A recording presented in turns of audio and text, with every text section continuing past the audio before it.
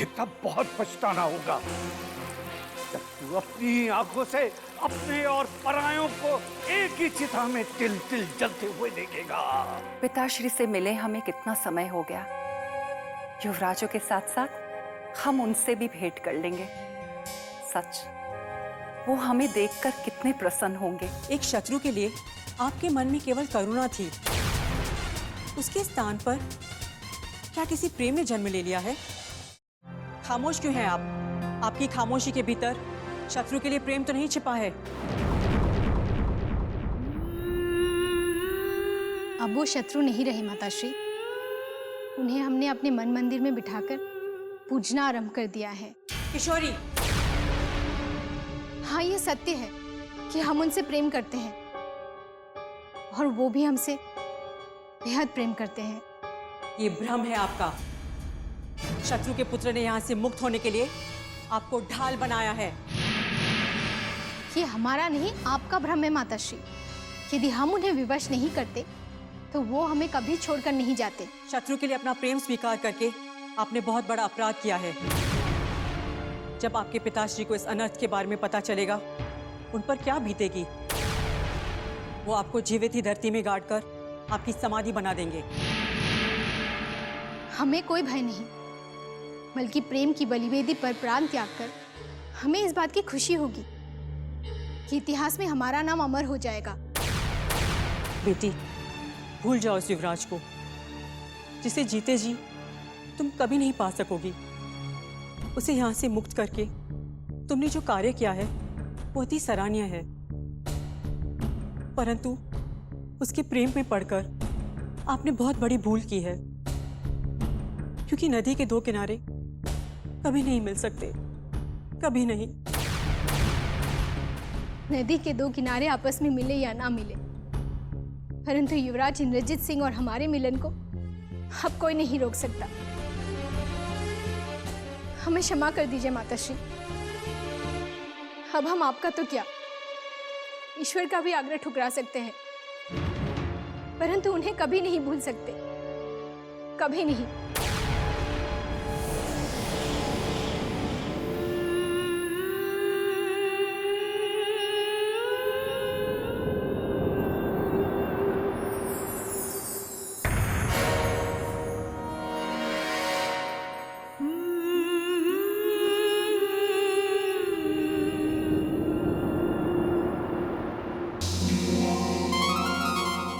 आपकी आंखों में आंसू। वैसे अब आपको आंसू बहाने की कोई आवश्यकता नहीं, क्योंकि जिस युवराज को आपने इस महल से भगाया था सुरक्षित अपने राज्य पहुंच चुका है। तुमने और सोमनाथ ने उन्हें रोकने का प्रयास तो बहुत किया होगा भवानी सिंह, परंतु अफसोस, शिवगढ़ के इतने महायोद्धाओं को हराकर वो सुरक्षित निकल गए। और हाँ, उनके भाग जाने से शिवगढ़ के महायोद्धाओं की बुद्धि और शक्ति पर एक प्रश्न चिन्ह अवश्य लग गया है, जिसका परिणाम बहुत बुरा हो सकता है भवानी सिंह। सत्य कहा आपने राजकुमारी। यदि महाराज शिवदत्त को यह ज्ञात हो गया कि युवराज को शिवगढ़ से आपने भगाया है, तो परिणाम इतना भयानक होगा कि समस्त संसार कांप उठेगा। हो सकता है महाराज शिवदत्त स्वयं अपने हाथों से आपको मृत्यु दंड दे दें। प्यार करने वाले मृत्यु को भी अपने साथ लेकर घूमते हैं भवानी सिंह। अब हमें मृत्यु से भी उतना ही प्यार है जितना युवराज इंद्रजीत से। युवराज इंद्रजीत सिंह आपको इस जन्म में तो क्या, अगले 7 जन्म में भी नहीं मिल पाएगा राजकुमारी, क्योंकि शत्रु के गले पर तलवार शोभा देती है, वरमाला नहीं। शत्रु युवराज इंद्रजीत सिंह नहीं, बल्कि उनके पिताश्री हैं।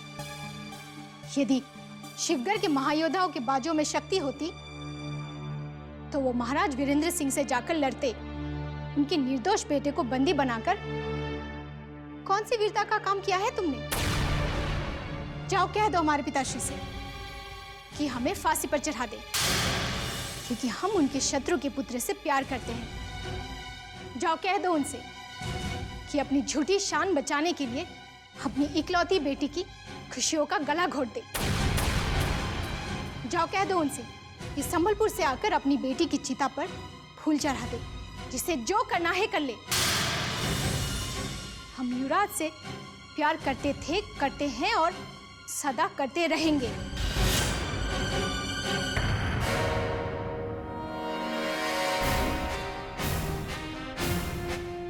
युवराज के प्रेम ने राजकुमारी का विवेक छीन लिया है, इसलिए वो मृत्यु को भी चुनौती देने लगी है। यदि तत्काल ही हमने कोई उपाय नहीं किया तो शिवगढ़ के समस्त महायोद्धाओं को महाराज शिवदत्त के सम्मुख शर्म से सर झुकाना पड़ सकता है। इसीलिए अब शत्रु राज्य में जाकर उस युवराज का वध करना ही हमारा प्रथम कर्तव्य बन गया है। हम किशोरी के बिना एक पल भी नहीं रह सकते। हम शिवगढ़ वापस जाना चाहते हैं। जब तक हम उन्हें देख नहीं लेते हमें कभी चैन नहीं मिलेगा। यह कैसी दीवानगी है भैया? हमारे महायोद्धा अपने प्राणों पर खेलकर मृत्यु के जिस मुख से आपको निकाल कर लाए, आप उसी में वापस समा जाना चाहते हो? नहीं, मैं आपको जाने नहीं दूंगा। हम जाएंगे, क्योंकि यदि राजकुमारी किशोरी हमारा साथ नहीं देती तो आज हम जीवित नहीं बचते। ये वही राजकुमारी है जिन्होंने हमारा जीवन हमें उपहार में दिया है और जो हमसे प्रेम करती है।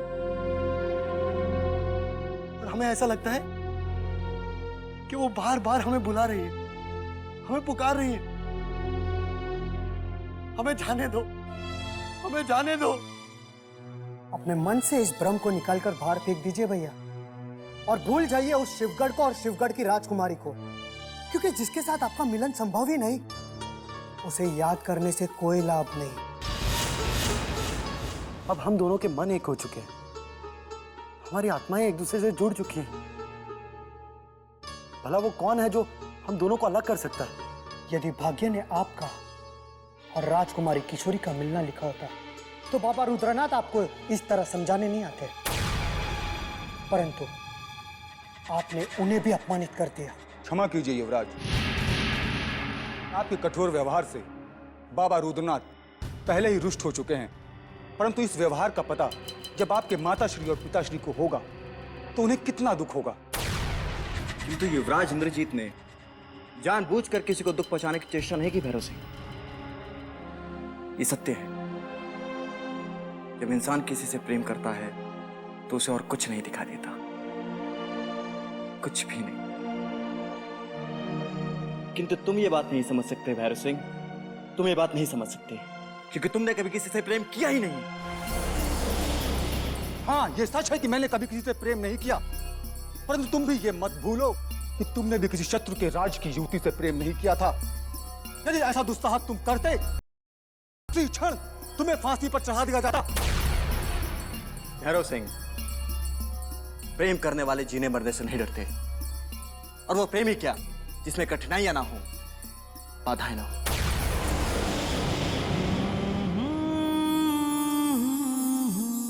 युवराज, आप चिंतित ना हो, कोई आपका साथ दे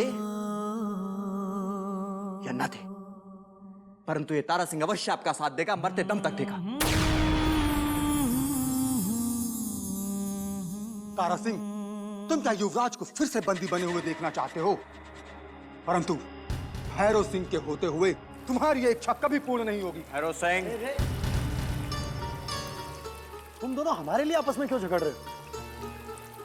यह हमारा स्वयं का निर्णय है कि हम राजकुमारी किशोरी से मिलने जाएंगे। जाएंगे तो जाएंगे।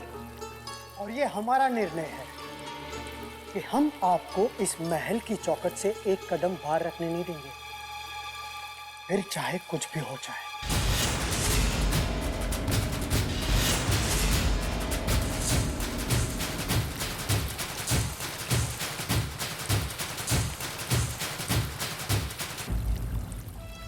आप चिंतित ना हो युवराज, मैं अपने प्राणों की परवाह किए बिना शिवगढ़ तक जाऊंगा और राजकुमारी किशोरी तक आपका संदेशा पहुंचाऊंगा।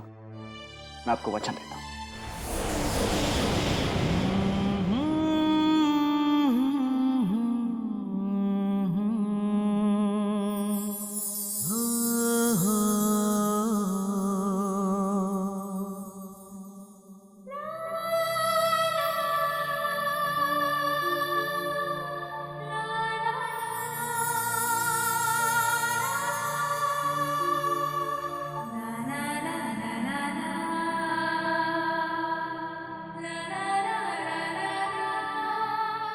आपने हमें याद किया राजकुमारी जी। हम बहुत उदास हैं शीला। इनके बिना सारा महल सुना सुना सा लगता है। ऐसा लगता है जैसे हम किसी महल में नहीं बल्कि किसी खंडर में रह रहे। हम क्या करें, हमें कुछ समझ में नहीं आ रहा, कुछ समझ में नहीं आ रहा। प्रियतम से बिछुड़ने के पश्चात सब कुछ सुना सुना लगता है राजकुमारी, परंतु अपने आप को निर्बल मत बनाइए। अपने मन को वश में करने का प्रयत्न कीजिए राजकुमारी। लाख समझाने पर भी हम अपने मन को समझा नहीं पा रहे। यदि हम उन्हें मुक्त ना करते तो आज उनकी याद में हम यूं व्याकुल ना रहते। हमारी आंखों में आंसू ना आते। वो तो यहां से चले गए, मगर हमारे मन में कभी ना मिटने वाली यादें दे गए। अब आपको इन्हीं यादों के सहारे जीवन जीना सीखना होगा राजकुमारी जी। और यदि आप अतिथि युवराज को मुक्त नहीं कराती तो क्या उनके शत्रुओं ने जीवित छोड़ते? यदि शत्रुओं का भय नहीं होता तो हम उन्हें यहाँ से कभी जाने नहीं देते, स्वयं से कभी दूर नहीं करते।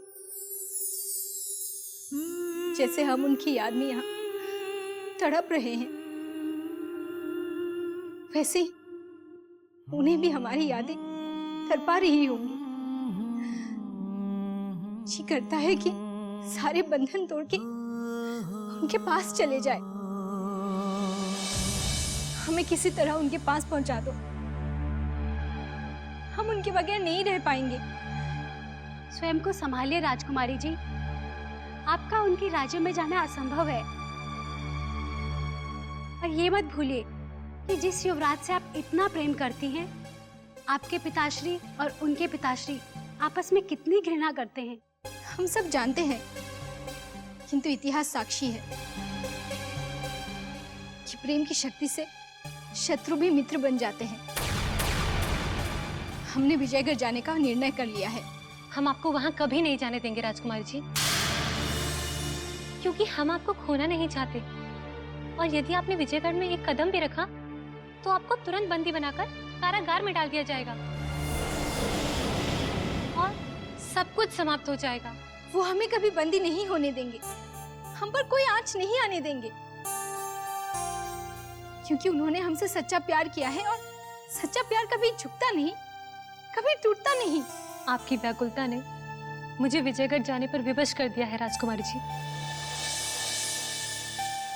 और देखना, मैं खुद आपका संदेश लेकर विजयगढ़ तक जाऊंगी और वहां से युवराज इंद्रजीत सिंह का संदेश लेकर आपके पास वापस लौट कर आऊंगी। फिर चाहे इसके लिए मुझे अब महाराज वीरेंद्र सिंह सूली पर ही क्यों न लटका दें, किंतु मैं अपने निर्णय से पीछे नहीं हटूंगी।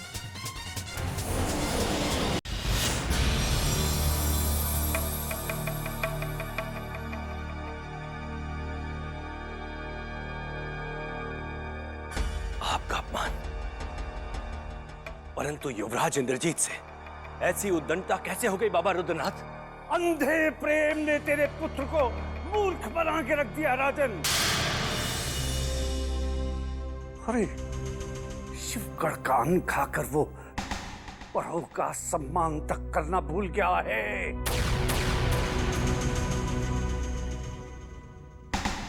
अरे शत्रु की कन्या के विष भरे प्रेम ने उसकी मति भ्रष्ट कर दी है। यदि वो तेरा बेटा ना होता तब उसी समय उसे जलाकर भस्म कर देते। अपने पुत्र की ओर से हम आपसे क्षमा मांगते हैं बाबा। पता नहीं कैसे अचानक वो अपनी शिक्षा और संस्कारों को भूलकर आपके साथ धृष्टता कर बैठे। बाबा, नादान बालक समझकर उसकी भूल को क्षमा कर दीजिए। यदि इसी प्रकार तेरा पुत्र भूल पर भूल करता रहा। तुझे एक दिन अपने पुत्र के साथ साथ अपना राजपाट भी खोना पड़ेगा राजन। पहले उसने अपने नाराश्री की इच्छा को ठुकराकर संकट को आमंत्रित किया। उसके बाद उसने शत्रु की पुत्री के प्रेम में पड़कर अपने वंश को विनाश के कगार पर खड़ा कर दिया और अब बाबा रुद्रनाथ का अपमान करके वह स्वयं यमराज को धरती पर बुलाना चाहता है। बाबा, हम सब आपसे हाथ जोड़कर प्रार्थना करते शांत हो जाइए। अवश्य शिवगढ़ की दूषित वायु ने हमारे युवराज को विवेकहीन कर दिया, जो उसने आपके सामने दृष्टि उठाने का दुस्साहस किया। चुप! तूने हमारे बीच बोलने का दुस्साहस कैसे किया? क्या हमने तुझे इसकी आज्ञा दी? तो फिर बीच में क्यों बोली? यदि इस बार तूने ऐसा दुस्साहस किया तो हम उसी समय तुझे भस्म कर देंगे। और तू भी सुन ले सम्राट वीरेंद्र सिंह, मेरे पुत्र ने अगर उस कन्या से विवाह करने का विचार तुरंत नहीं त्यागा, ना तू बचेगा और ना तेरा शत्रु शिवदत्त। और तेरे तीनों राज्यों के साथ साथ शिवगढ़ की धरती पर अरे मनुष्य तो क्या, कीट पतंगे तक नहीं बचेंगे। इससे पहले कि हमारा क्रोध और अधिक बढ़ के हम यहां से प्रस्थान करते हैं।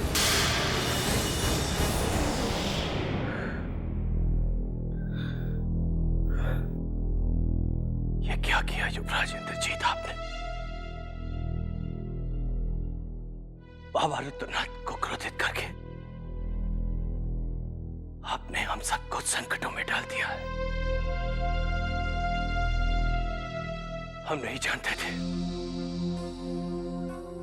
जानते थे कि हमारे पतन का कारण आप ही बनेंगे। सबके कष्टों का कारण आप ही बनेंगे। क्यों किया आपने ऐसा?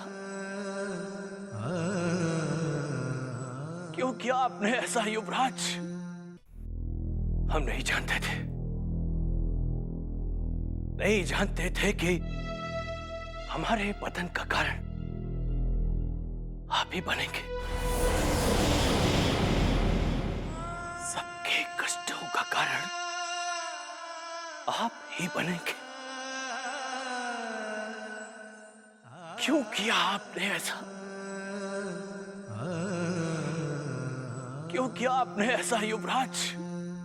क्षमा कीजिए महाराज, हमारे युवराज कभी किसी के पतन का कारण नहीं बनेंगे।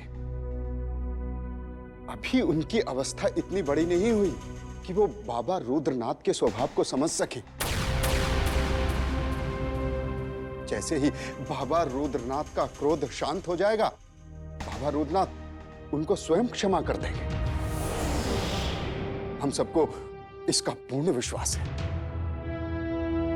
हाँ महाराज, बाबा रुद्रनाथ का क्रोध तो जग जाहिर है, किंतु वो क्षण भर में शांत भी हो जाते हैं। वो किसी का अनिष्ट नहीं करते महाराज। बस एक बार हमारे युवराज को समझाने की आवश्यकता है।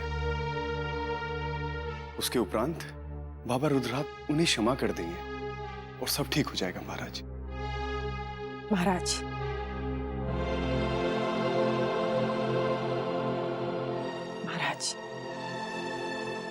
मेरी आपसे प्रार्थना है, आप चिंता मुक्त होकर सिर्फ महारानी जी के स्वास्थ्य पर ध्यान केंद्रित कीजिए। मैं अतिशीघ्र विजयगढ़ जाकर युवराज से मिलूंगी और उन्हें सही मार्ग दिखाने की पूरी कोशिश करूंगी।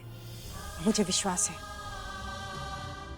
कि हमारे युवराज अपनी भूल स्वीकार करेंगे और हमारे सारे संकट टल जाएंगे महाराज।